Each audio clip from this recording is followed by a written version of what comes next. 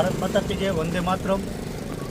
આજે મીડિયાના માધ્યમથી આજે એક વાત કરવા માગીએ છીએ કે મોરબી નવા બસ સ્ટેન્ડે આવતીકાલે જે વિશ્વ હિન્દુ પરિષદ અને બજરંગ દળ અને હિન્દુ સંગઠનો મળીને જે રેલી કાઢવાના છે હિન્દુ સંગઠનની, ત્યારે પાકિસ્તાનના ફ્લેગ ઉપર જ પહેલો પગ પડશે અને છેલ્લો પગ જે નગર દરવાજાના ચોકમાં ત્યાં પણ આવું ફ્લેગ અત્યારે બનાવવામાં આવશે સવારના 4 વાગ્યા પહેલાં।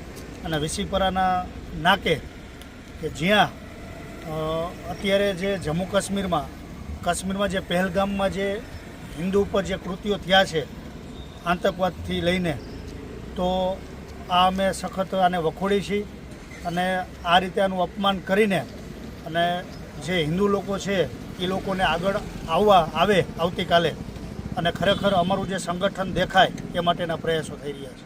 સરકાર દ્વારા હજી કંઈ એક્શન લેવામાં આવ્યા જ નથી। જે આજે સિંધુ નદીનું પાણી બંધ કરવામાં આવ્યું છે, લગભગ 15 દિવસમાં તો પાકિસ્તાન બઠ્ઠીનું વળી જવાનું હોય। હજી તો આ શરૂઆત છે, તમે જે અઠવાડિયું 2-5 દિવસ જવા દો, દૂધનું દૂધ ને પાણીનું પાણી થઈ જશે અને એનામાં કેટલો દમ છે એ આપણે જોઈ લેશું।